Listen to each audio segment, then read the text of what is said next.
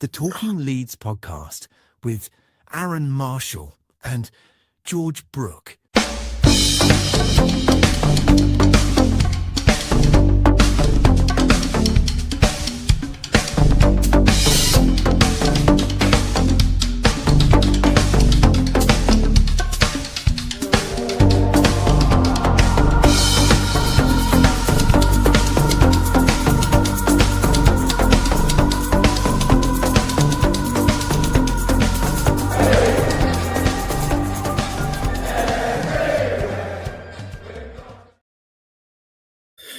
Hello there and good evening to everybody. Good evening, good morning, good afternoon, good night, good middle of the night, whatever you're listening to this or watching this. In fact, hello there and welcome to Talking Leeds, podcast where we talk all things Leeds United. Of course, you will notice that I am alone tonight. Sorry for everybody who's been waiting since about 7 o'clock. I did tell people I'll be doing it at 7.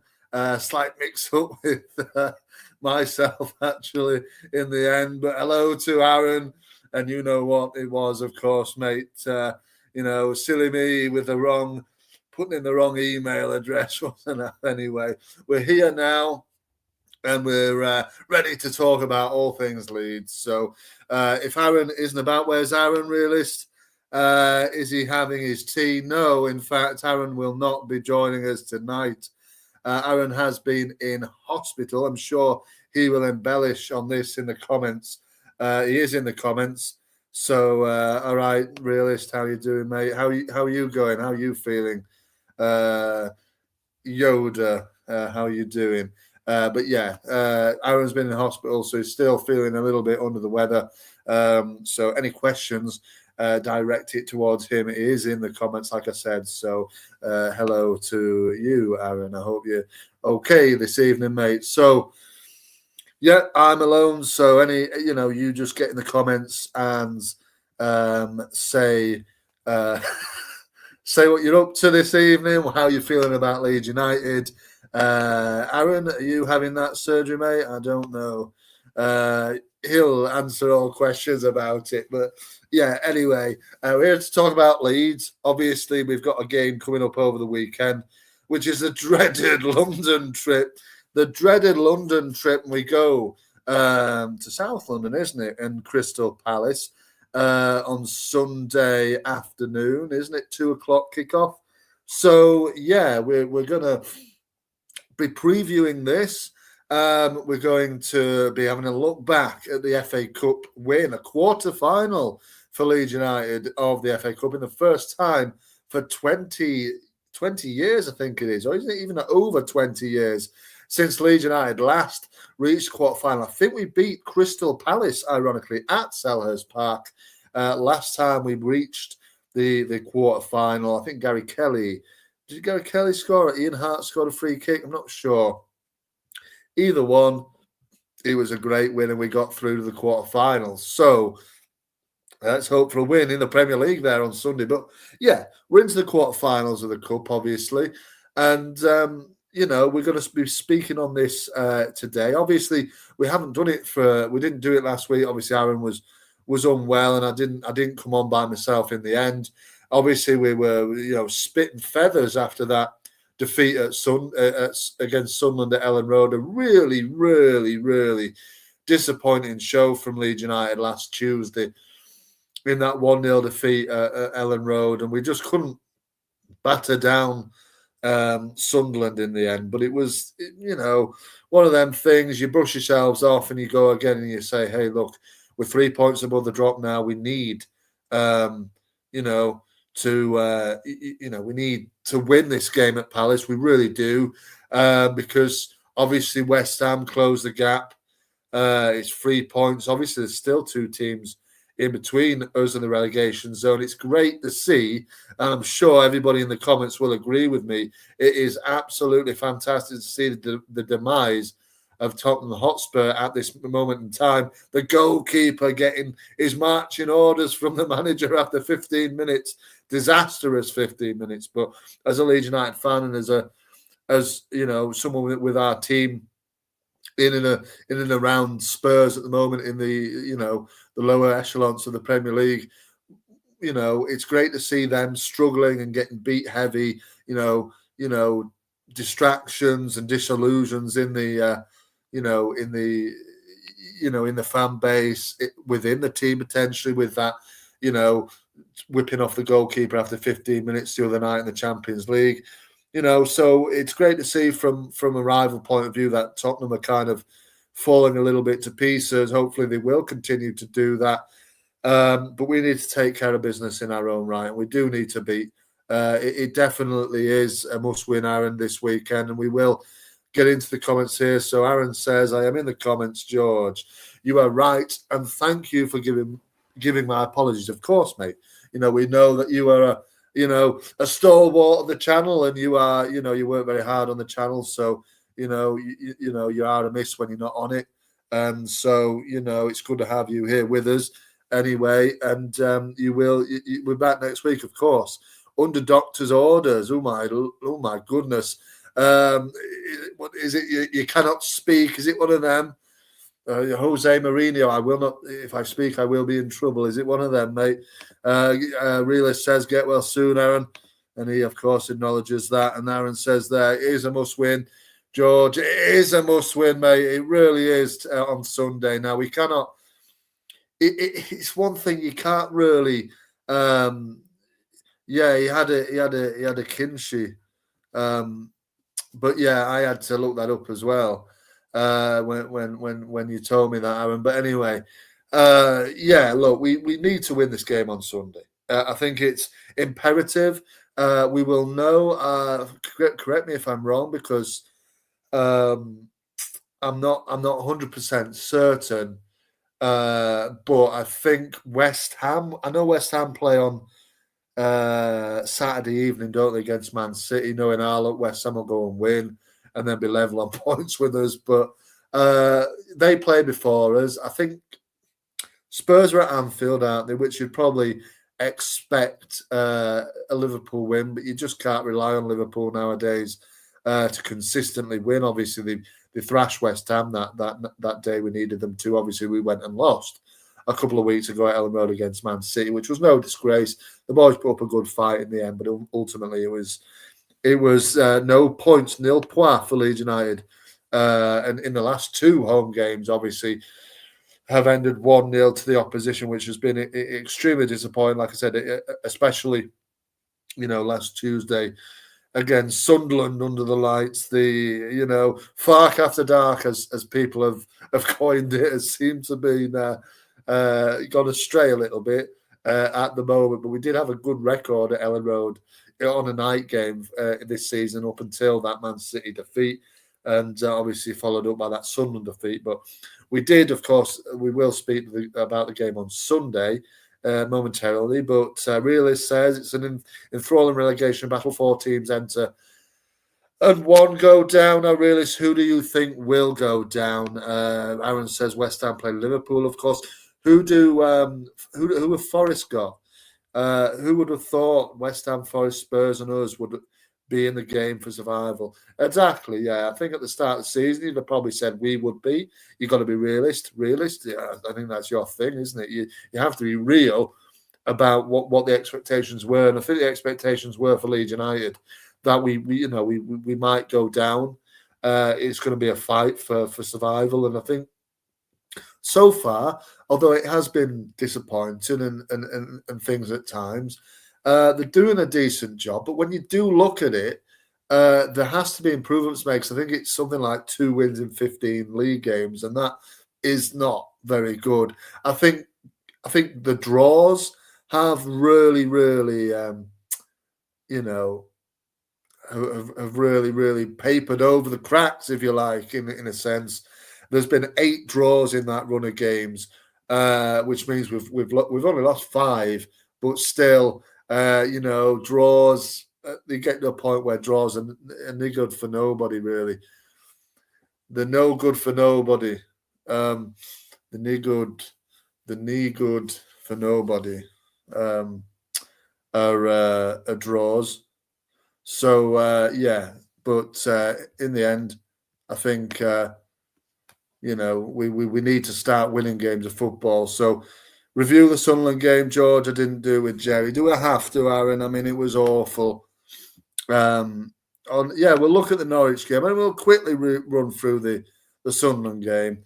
Of course, you know, we've got the top or flop coming soon. Might be a little bit of a scramble for me on my phone just to get a few players lined up because I'm a little bit unprepared. But yes, I will do that and just look through and pick 5 out. I have got a season ready in mind, so I have got that up and ready. So it will come in about 10 minutes maybe. We will just do top or flop, which for those who haven't already haven't already joined in with top or flop, it is a fairly new section of our podcast that we are doing and picking out a season and then picking 5 players and asking you in the comments, is he a top or was he a top player or was he a flop player? So that will come soon. Reela says losing at home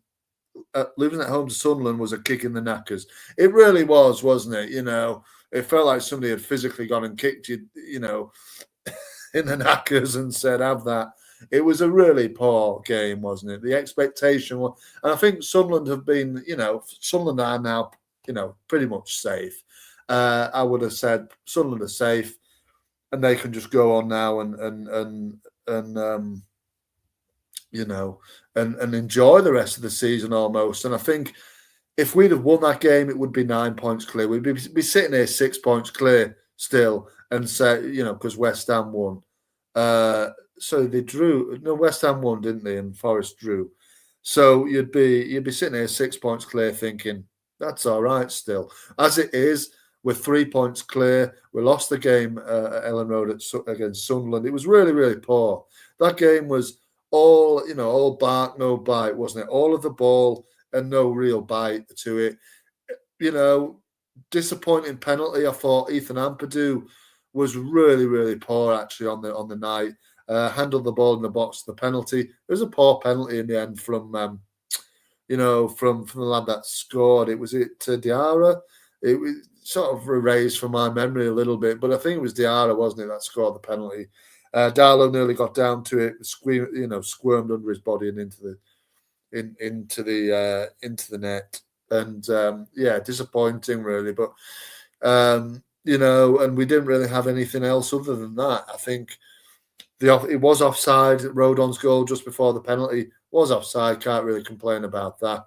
In off the bar, it was a great goal. That, to be fair, it was a lovely cross in, wasn't it? And it was a great header on the ball, but he strayed offside. Obviously, they scored not long after that, and then after that, it was just like, yeah, that's probably done then, isn't it? It's probably, it's just, yeah, it was curtained. We couldn't get back, and the amount of times he tried and tried and tried to build attacks, and we had a lot of the ball after they scored, obviously, and build attacks, had every man behind the ball, and in the end, it was, we just couldn't break them down. They did the job. It was a smash and grab from Sunderland, and they, like I said, they're probably safe now. They can probably enjoy the rest of the season, take the handbrake off a little bit, whereas we're very much down in the doldrums now and thinking, all right, we're in 15th, but we're only 3 points above the drop now. And I think once you start losing a couple of games in a row, which obviously we have done now, after it's now a run of 4 league games without a win.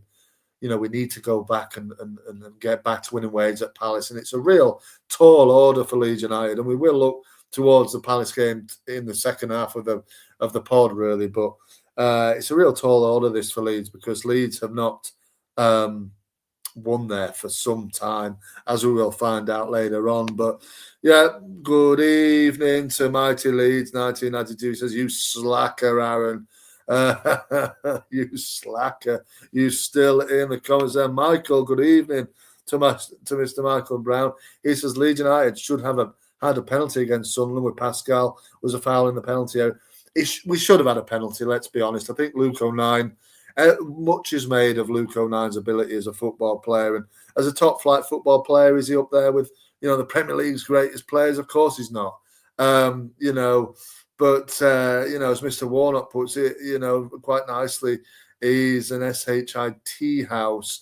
He really is, and he does that job very, very well. Yeah, I don't think you can deny him anything other than that. He really is a problem in terms of trying to wind up people, and it doesn't always work. It is kind of basic of that kind of way of playing. But it can get under your skin a little bit when you're on the receiving end of it. And I think we made him look very, very good. But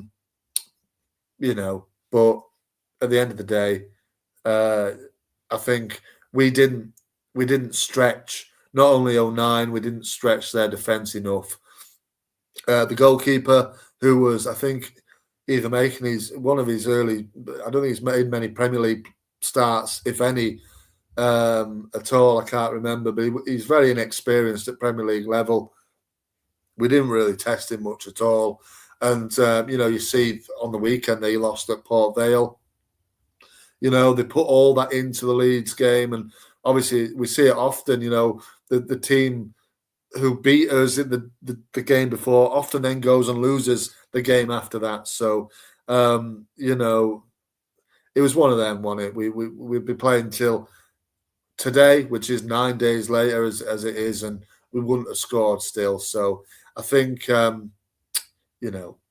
think it was just one of them days. You've got to chalk it down to that. But it is very, very disappointing, when you go for a little run of form of no wins in 4, and people then start to look on the negative side of it. Oh, there's no win, 2 wins in 15 league games. Doesn't look very good. Like I said, albeit 8 draws, they're no good to anybody. They're just, it's not good enough in a sense. When you look at that, odd draw here and there, yeah, fair enough. But you need to be winning a few of them. 2 or 3 of them had to be wins really, and then they weren't. And that's it. So Mike says, "Where's Aaron tonight?" I'll let him. You missed the start, Michael, but he is in the comments. Is Aaron? So he will tell you where he is this evening. I did say at the top, so he can answer any questions from here on in. So Mighty Leeds says, "How's you, George? What you think the score will be on Sunday?" I presume you mean Mighty Leeds. I'm okay. I'm okay. Thank you, mate. Getting on with it, as you do, and looking forward to the game on Sunday, and happy with the win on Sunday as well. The last win, with I'll tell you, I was delighted for actually on Sunday was Mr. Yoel Perreault, who has been tortured really in terms of minutes on the pitch in a Leeds United shirt this season, and eventually he got his minutes, and he did well. He did well, did Perreault. In general, I know there was a bit of chatter on our LS11 chat, and Alfie was at the game, wasn't he? Alf was at the game, and I think he said Perreault's not good, but he was playing up against a championship team, wasn't he? And that's his level, I think. And he didn't get the golden boot last season for nothing. He finishes goals like his goal in his sleep at that level. He really did. He really does, and he did on Sunday. It was a lovely finish. Nemecha, I thought, was excellent, and all round it was a tetchy, nervy start from our lads. But once we got the grips to it, not that they were really pushing us hard, but it was just a little bit of, oh, here we go. I think this has a stink of Norwich winning this one, but ultimately, once we got to grips with it, I thought we were absolutely excellent, we dispatched them nicely. I mean, of course, Aaron says, he's explaining it to Michael. He's been in the LGI. Should be back next week. All the best to Aaron. Hopefully he recovers well. I think, yeah. So, yeah, he'll be back, he says, with Jerry on Monday night after the Crystal Palace game to review that. Always, Jerry is always a pleasure to listen to. He always has some good thoughts, and he goes to every single game, doesn't he, Aaron? Does Jerry, there or thereabouts? If he's not on holiday in Spain and such, he's there at every single match. So Jerry knows what he's talking about. I'm sure he will have a good view on hopefully a win at Selhurst Park on Sunday afternoon. We'll wait and see. But anyway, yeah, I was happy for Perraud, especially on Sunday with the goal. Great to get into the hat for the quarterfinals. Obviously, we do have West Ham away from home, which isn't the easiest tie, but it isn't the hardest one we could have got either, is it? So we were, I was okay with that. How was everybody with the West Ham draw on Monday? Did were you happy with that? I suppose everybody was hoping for Port Vale at home, but you can't always get what you want. And I think West Ham away is still a winnable game, even though we all know we don't win games in London. We've got that atrocious record in the Premier League anyway at London. But I think we did play them in the FA Cup. I think it was about 4 years ago now, 4 or 5 years ago. I think we won 1-0. I think Jack Harrison scored. It was part of a double sort of London Stadium salvo in the space of about a week. I think we went there in the FA Cup and beat them, and then we went there in the league and beat them as well. I can't remember the exact scorelines, but I know we won both games. So anybody in the comments there might like to let me know of the exact things there. But that was the last time we played FA Cup football at the London Stadium against the Claret and Blue of West Ham. Is it Sunday, the game this week? It is the Mighty Leeds. It is Sunday, 2:00. Kick-off down in London. Top of flop will be happening in a few minutes, Aaron, so don't worry about that. Michael says, wanted Port Vale, but at least Leeds avoided Man City, Arsenal, Liverpool and Chelsea. Yeah, look, Liverpool play City, don't they? So that's one of the big lads gone straight away if we can get past West Ham. So, you never know. Obviously, the semi-finals come. You have to play one of the big boys. You'd expect to eventually. You'd expect Chelsea and Arsenal both to get through. I think it'd be City. I think it'd be City, Chelsea and Arsenal. And then obviously either us or West Ham. So, it's going to be difficult from here on in either way. But, like I said, it gives us an opportunity with West Ham, to get to the semi-final. And that would be unbelievable stuff at Wembley Stadium. So, yeah, but in the case of Sunday's game, I'll just wrap it up quickly. Obviously, lots of changes. You could tell, really, from the way that we started, very tetchy and a bit nervous, a bit tentative. But we grew into the game. Longstaff goal was great. I thought Gabby Goodmanson was fantastic, to be honest, down that left-hand side. He always is. He's very, very consistent. Is GG, very, very consistent, and probably my most consistent player of the season. And has to be up there with the player of the season, really, to be honest. He set up, obviously, Longstaff down the left, put it back. Lovely bit of turn and finish from Longstaff to set us on his way. Gabby got his first goal for Leeds, and in the second goal, again, nice finish, stabbed into the corner. And then obviously Perraud finishes it off. They had a little bit more in the second half, but it was comfortable for Leeds, wasn't it, really? We'd done the job by then, and we were fully home and hosed, really. Perraud just added the gloss onto it, which was lovely to see. Obviously, the quality of Stacks set up that goal, nicked the ball from their midfielder and marauded forward, and then obviously he's out the left to Metja, and he finds Perraud, and then it was a lovely finish, as we know, into the corner, and that was, good night Vienna, wasn't it? Good night Norwich for Leeds United, and on to the next round. So Michael says, George, will Leeds United stay in FA Cup, deepen Leeds relegation problem? I don't think so. Michael. No, I don't think it's as much of a distraction as more of a welcome kind of, a welcome kind of thing for Leeds United at this moment in time. I think, you can talk about distractions all you want, and I don't think we're not playing especially badly in the Premier League. I think that just the last couple of results have dampened the spirits a little bit after the sort of elation of that draw at Chelsea, where we came from 2 behind. obviously that followed the Forest win at Ellen Road. So I think, over the last couple of games, we've been disappointed with the results, but ultimately, I think that ultimately we an extra game or two is kind of not. It's motivation for the players. Look, it's the latter end of the FA Cup now, and really says, we can do it. I believe we can as well. I believe we can. I don't think it will hinder Leeds United's Premier League form either. I think it will just only help Leeds to be a bit more, use the squad that don't get Premier League minutes, and they're hungry then to get into the first team, to win Leeds United, which would be an absolute amazing trophy. I mean, we didn't expect to be anywhere near the FA Cup. Now, like I say, you start to believe it.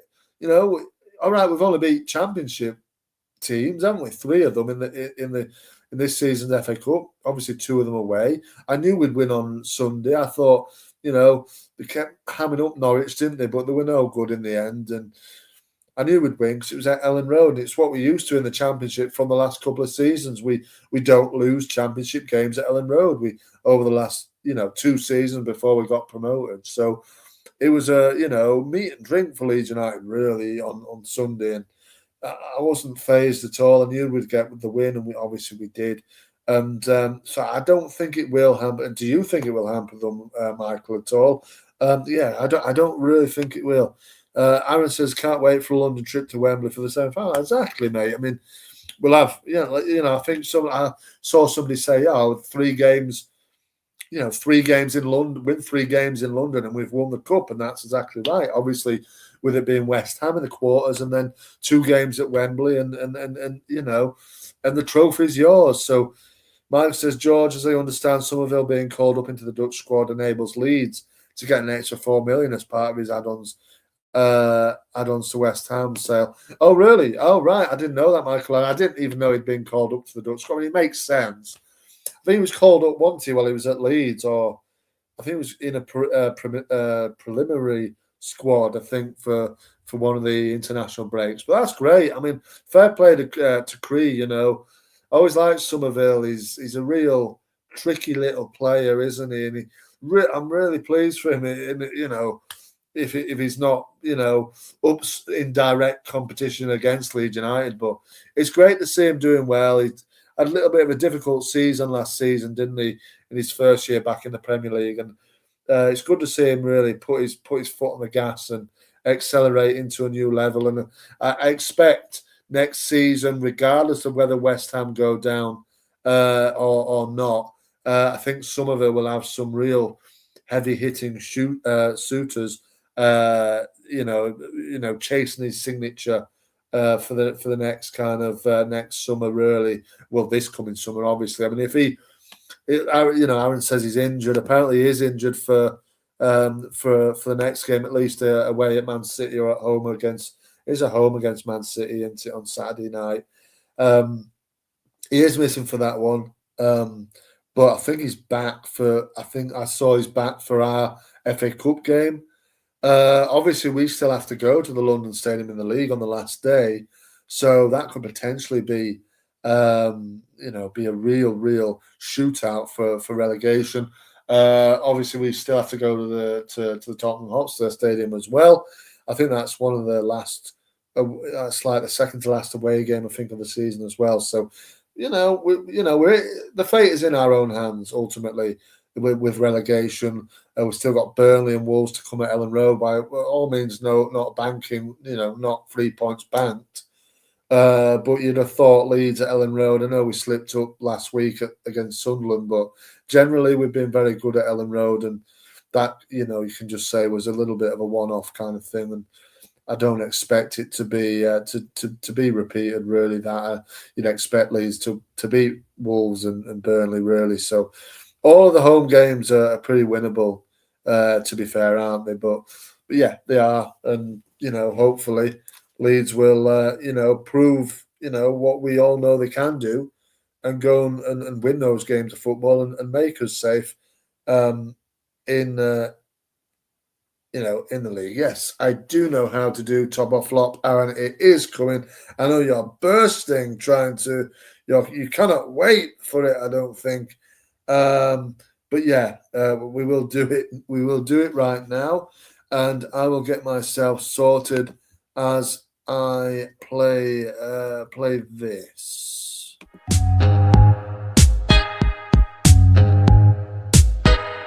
Top or flop? Of course, so that is the dulcet tones of Mr. Aaron Marshall you heard at the end of that little clip. Top or flop. So if you're not accustomed to top or flop, it is a new segment of the Talking Leeds main podcast where we discuss a certain season and 5 players, and I ask you, or your thoughts, were they a top player for Leeds United, or were they a flop in the colours of Leeds United? And this season that we're looking at this week is the 08-09 season, the first after relegation, the first one in League One for Leeds United. The first one for Leeds after relegation to the to League One. No, sorry, it is the second season in League One. So we'd already had a season in League One. We're talking about that the squad from that season, 08-09. I think eventually we finished. We lost in the playoff semis, didn't we, to Millwall in the end. Obviously, some fabulous memories in the end from this season. But it is that season we're going with. So I have this squad up on my phone, and I am picking out 5 players for you to go after. So the first one I'm going to pick for you guys is Mike Grella. Now discuss Mike Grella. Mike Grella, the American striker, arrived from Leeds from college football, I believe. Was highly rated in American college football. He came to Leeds, obviously in League One. I mean, Aaron says immediately says flop, but he came from America. Blue Devils was the team that he came straight to Leeds from. Couldn't really adjust to life properly in England. Shipped out on loan to a couple of times to Carlisle and Swindon, and then he came back to Leeds. Then he went on to Brentford, Bury, Scunthorpe, and then he had a short spell in Denmark with Viborg, and then he returned to America, notably with New York Red Bulls, where he did have quite a good scoring record alongside Mr. Lloyd Sam, who people might remember, of course, as a Leeds United legend, Lloyd Sam. Of course, he was not that. Was Lloyd Sam, but he lined up with Mike Grella at Red Bull New York. Is he still playing out? No, he is not. He can be seen as a pundit on American TV, looking at. I think he's on Golazo, isn't he? He's regularly on there. He's a pundit. He's regularly on. I think he's been speaking. I think he was on a podcast a few years ago. I think when Red Bull took over at Leeds United as well, to sort of say about Red Bull and American football and his time at Leeds and stuff. Interesting listen if you want to go and listen to that. Mike Grella, everybody says flop. Aaron, Michael, realist, all flop. So, Grella, put him down as a flop then. So the next one we are talking about is Mr. Robert Snodgrass. We'll put that one in there. Mr. Robert Snodgrass, him and Jesse would get on. I think actually, had he been managed by Jesse at some point in his career or something? I think actually it was when Jesse Marsh was appointed as manager of Leeds. I think that was when they asked Mike Grill. I think he had some kind of some kind of connection with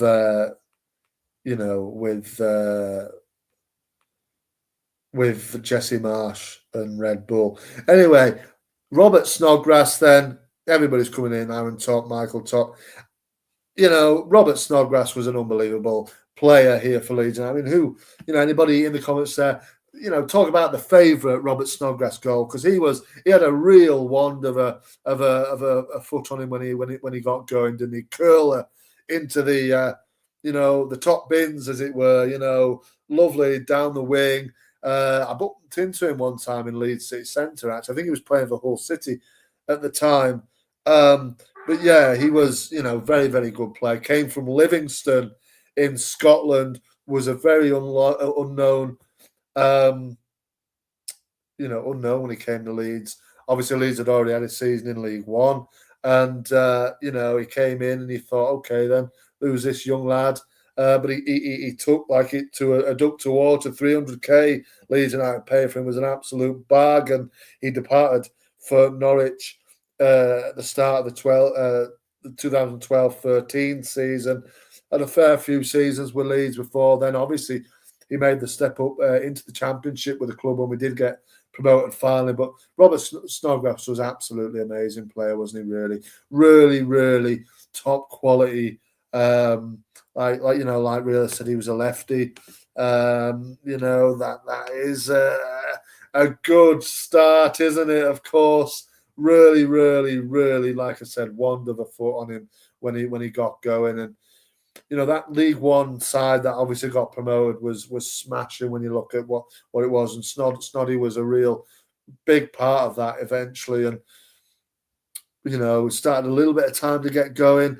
But Realist says we generally do well with a few Scots in the team. Yeah, I believe so. Tenacious players generally. You give it their all, and Snoddy was definitely one of these. He really, put the work in, didn't he? And he really, played for the badge, which is what the fans wanted. And real shame to see him go. You couldn't really begrudge him at the Premier League, the Premier League lights and all that. And he went on to play, of course, for Hull, West Ham and Villa back in the Championship, and West Ham again. He went on loan to Villa and then back to West Ham, and then he went to West Brom, and then he did finish back in Scotland with Hearts. Played for Luton as well for a short time in 2022. I did see him play, I think, in a game at Huddersfield Town one time. And he was very much anonymous, but in his heyday, Snoddy was a real favourite of the fans, and it's no wonder that the few people, here say top player. Michael says top. Aaron, that Snodgrass was brilliant, top player. Top says the Realist as well, and like he said, we do well with Scots in the team. Yeah, exactly. Scottish people might enjoy the Yorkshire weather, really. So who knows what the pull is, but it's Leeds United, isn't it? The big pull of it all, isn't it? Now the next one, the third on the list, is Mr. Ekno Showunmi, the Nigerian international. I think he played maybe once for his country. Did Ekno, big man at the top of the pitch, was fighting against the likes of Jermaine Beckford and Luciano Becchio for a starting spot in the Leeds United team at the time. He did come on a free transfer from Bristol City, where I don't think his stats were extremely prolific. Didn't score many, Shawunmi, but I don't know. I mean, Aaron's saying flop. Michael's saying flop. Aaron, waste of time, and he was useless.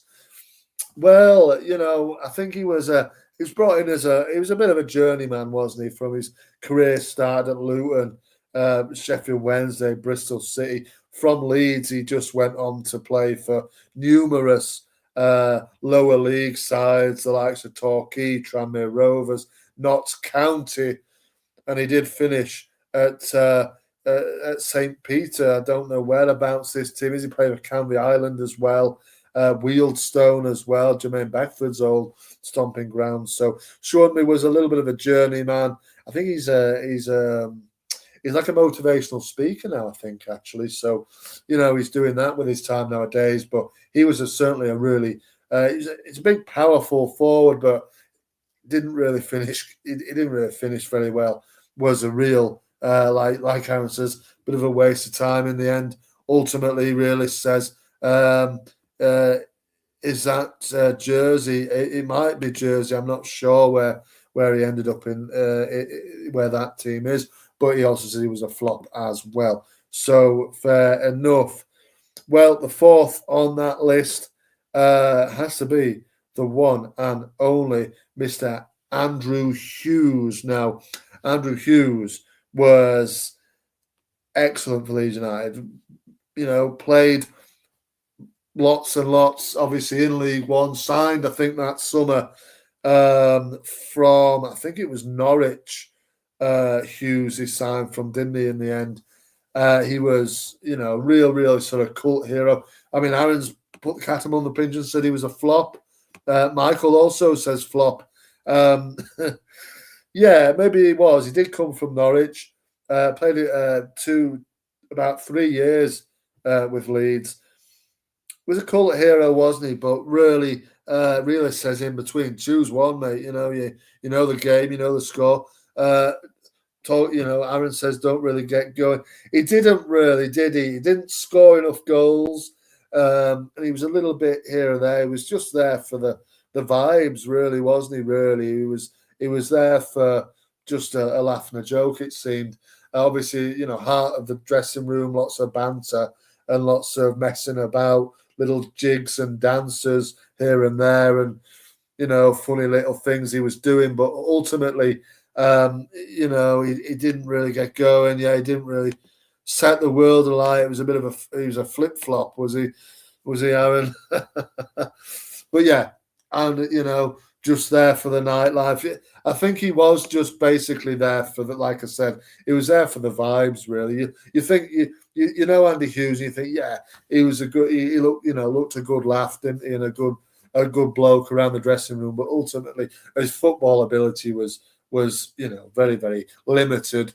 I think he only scored a couple of goals. I seem to remember a goal at Millwall he scored, which won us the game, which obviously latterly didn't really happen much down at the Den. But yeah, ultimately, it wasn't, he's remembered for the like I said, for the way he was in the squad, not necessarily his footballing ability. But there you go. And the last one on the list is Mr. Rui Marquez, the Angolan defender. I think he played at the World Cup, did Rui. Again, was a little bit of a... Everybody's kind of said, well, who is he? I think he came on a free transfer and from... I think he was from Stuttgart in Germany initially. And then he went on to play a number of seasons, didn't he, for us in the end, and signed the previous season. And yeah, he was. What about Rui Marquez? Flop? I mean, Aaron says, Jesus. I mean, flop. Yeah, flop. Yeah, look, I think Rui, in the end, promised a lot. And he was an international defender. You thought, oh, this is quite good. But ultimately, yeah, it probably wasn't the best, was he? In the end, and departed for Leeds. He went to Hull. I think they were a league above potentially, and then yeah, he just disappeared into the ether, didn't he? Really, he definitely didn't walk on water. He definitely did not. Realist, he was a pretty poor player in the end, wasn't he? But there you go. So that was your top off flop. If you want to request a year that you want to look at, or some players to look at in a certain era, then get in touch with us on on the socials, or email us in at Talking LUFC talkinglufc@gmail.com. If you want to do that, you're very much welcome to do it. If you want to talk about your own players, we might look upon it and do it if we feel the need to do so. So that was it. We'll look back at Top or Flop. There'll be another one next week. Top or Flop. Again, the dulcet tones of Mr. Aaron Marshall to play that little snippet out. But we will now look towards the Crystal Palace game, which happens at 2 p.m. on Sunday, the 15th of March, Mother's Day. If your mum is a Leeds fan, take her down to London to watch this game, or watch it on the telly with her. I'm sure she'll enjoy that if she supports the mighty Leeds or Crystal Palace. Who knows? But yeah, of course, the 15th of March, 2 p.m. kickoff. Leeds play in London, South London, for Leeds United. Selhurst Park is the venue. Really difficult game, this, but for me, this is a really, really big opportunity for Leeds United to get a win at Selhurst Park, get a win in London.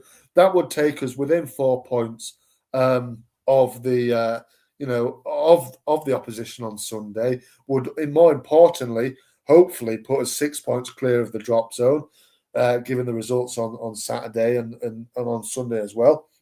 Fingers crossed.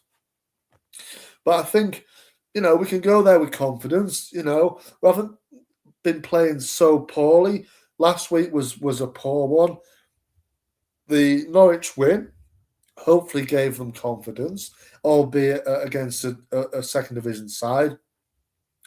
Hopefully that gives us the confidence to go into Crystal Palace and say, you know what, we can win this one. What's his name? Gesand, obviously the lad on loan from Villa, has started quite well. Obviously they've got Strand Larsen, who in another universe is lining up for Leeds United on Sunday, but obviously he didn't end up going. And, he started okay, got a couple of goals, didn't he, as well? So he's one to watch out for. They've got a couple of dangerous players, Ismail Assar and one or two others, obviously. But I think, we can do it. We've got to go in there with confidence. We haven't actually won at Selhurst Park, I think, in the last, it's 6 visits. I don't think we've won for about 13 years at Selhurst Park, which is a crazy start, really. There's been a few draws in that run of games as well, but we don't travel well to London. Obviously, it's well documented. We don't really do well at Selhurst Park. It's a bit of an intimidating little ground, isn't it? They do make a lot of noise there. We will do that, Real Zinnes. We just expected a bonus, expect a bounce back performance. Yes, I absolutely do as well. Palace are playing now 0-0 home to, I don't even know where that team is from, really. Where is that team from? But yeah, the 0-0 with them, are they? Again, the European nights for them might be it might be a bit of a distraction, a little bit of Cyprus, are they, Aaron? Okay. It might be a bit of a distraction, and it might take the mind of it. They'll be looking towards, we might be safe now. They're I think they're 10 points above the relegation zone. It's a good amount, really. They'd probably be feeling a lot better than they did a few weeks ago. They're on the slide for quite a number of months, weren't they? But it's in Cyprus, really. So, they're on the slide for a few months, got a couple of wins under the belts, and that's done them the world of good. But they are very much, you talk about Selhurst Park, and it's a real intimidating atmosphere, but ultimately, they've only won 3 games there all season. I think they've only won 1 in 10 home league games. Obviously, like I said, they've won games in Europe, but I think it's 1 in 10 in league form. So that's atrocious form really at home. They have been travelling a lot better this season. And, can we go there, take confidence from that and say, hey, yeah, we can win this. We can win it because we've got the players there to do so. They are focusing on Europe. They probably are. They probably are, Aaron, really. And that's what we can use that as our advantage. They probably feel, like I said, that they're safe now, 10 points clear, that they probably are safe from going down. And obviously they're looking for a new manager. What would a better way to go out, for Oliver Glasner, isn't it? Than winning a cup. So they're going to put all of it into that. They're going to be slightly jaded from tonight's game, for Sunday. Who knows? But we need to really take advantage of it. Put the two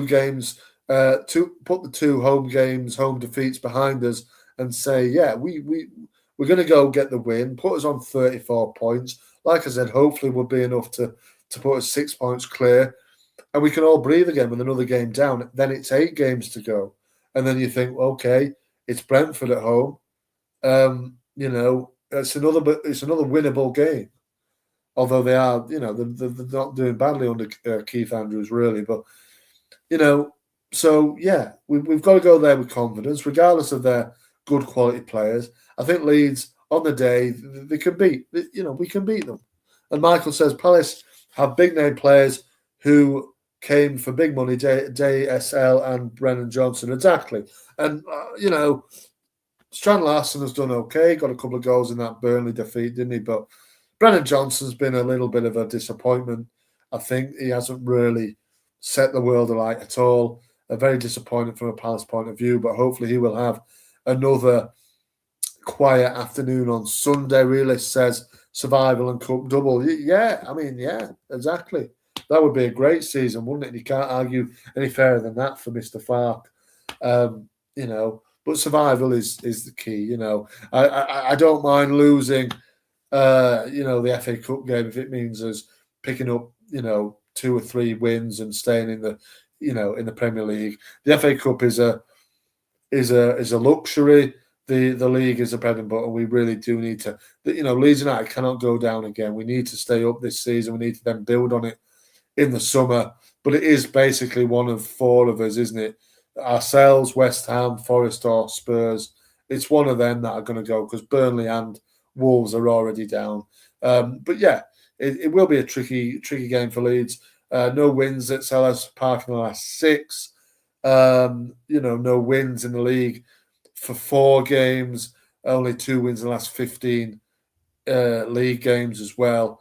But I believe that Leeds can get back to winning ways here and win. We spanked them at Ellen Road in December. Hopefully we can do that again away from home. Give me your predictions before we end the stream here. So get your predictions in for the Palace game. I'm going to go for 2-1 Leeds. I know there's this hoodoo about London and we don't travel well to London. But I think eventually at some points there are, chinks in that kind of run where we have won in London or got a good result in London, a draw or whatever. And I think that given their kind of, exploits in Europe this evening, they might be slightly jaded. They're not really on any kind of form. It's win 1, lose 1, draw 1, win 1. It's not really any kind of consistent form. So I think Leeds can really take their on there and, take it to them on Sunday in South London. So, yeah, give me your thoughts in the comments. I'll give you a couple of minutes to do that, and then we'll wrap it all up. But I hope you've enjoyed the stream this evening. Obviously, next week, like I said, Aaron will be back, all being well. Hope he's fighting fit for next Thursday, and we get one done. And yeah, hopefully we get we're speaking of a Leeds United win in London on Sunday. But yeah, give me your thoughts. Realist has said 2-1 to Leeds. He also said, what European Cup do the FA Cup winners go in? I have no idea, mate. I have no idea. I think it's the Europa League. I think there was something happened where Palace had to be demoted down a European competition for some reason. I can't remember why. It's to do with the amount of teams that go to Europe, I think. Michael Brown, Leeds United have only one away win all season. Exactly. One away win at the bottom team at Wolves in September. I don't know how many away games we've played since then. But like I said at the top, there's too many draws. There's too many draws this season. And away from home, that's what is draws are the silent killer, aren't they? Draws are the silent killer. And, like I said, at least 2 or 3 of those games could have been wins. If you win those games, you're not even talking about relegation, are you, really? And I think my whole thing with Farke, I mean, Aaron knows this already, is far too negative kind of tactics in the fact that, you're playing for a draw and a draw is okay. Even if we're 1-0 up, well, they score. Oh, well, it's fine. We'll get a draw out of it then. That's not really long term. That's not really the mentality you really want to have. I know that it's first season back, and you want to stay in the Premier League, and 17th is fine. Of course it is, but why not go for higher if you can? I believe Leeds can. The mentality of the managers is slightly hindering us in a way that when we do get on top in games, exactly, too many goals conceded in the last 10 minutes. And it is almost just like, yeah, we're up. Oh, they've scored. Oh, but we're still drawing, and we'll take a draw instead of, oh, they've scored. Right, let's try and go and win it, or win it before they go and equalise. So it's a difficult kind of balancing act. I appreciate the Premier League is a much higher step up in quality than the Championship, but you've got to be brave, and you might get more points on the board. But there you go. It is what it is, and we hopefully we're going to win on Sunday. And Daniel will be dancing in London on Sunday evening, won't he? But anyway, Michael, just before we go, if Leeds stay up, should there be a conversation about the management position, given that Thomas Frank and Ange are available? Not sure about Ange Postecoglou, Michael, but Thomas Frank would be a fabulous appointment. I've said it all season. We come out here week in, week out, and we say about the managerial position. Well, I do anyway. Obviously, Aaron is very much, pro Farke, of course. But I believe that the manager needs changing at the end of the season, definitely. I think that we need a manager to bring us to the next level. And I don't think Farke is that. Like I said, the mentality he has is like 17th is fine. Even if we're 1-0 up with 10 minutes to go in a game, we concede. Well, a draw was fine. Well, no. At what point does a draw not become fine, when we need to go higher up the table, you know what I mean? And I think that's where a manager like Frank, out of the 2 you mentioned there, Michael, I think he would be an exceptional appointment. Premier League experience with Brentford. He did fantastic work at Brentford. He didn't work at Spurs, obviously, but it was silly, really. In hindsight, he'd probably say that he shouldn't have taken the Spurs job. He'd probably still been in a job right now. But yeah, I think Frank could be, for me, if he's still available and he wants it. I think the one that would make sense is he might actually go to Palace once their manager goes in the summer. I think he might go to Palace because he seems to like London, doesn't he? Obviously, a lot of time in Brentford, then Spurs.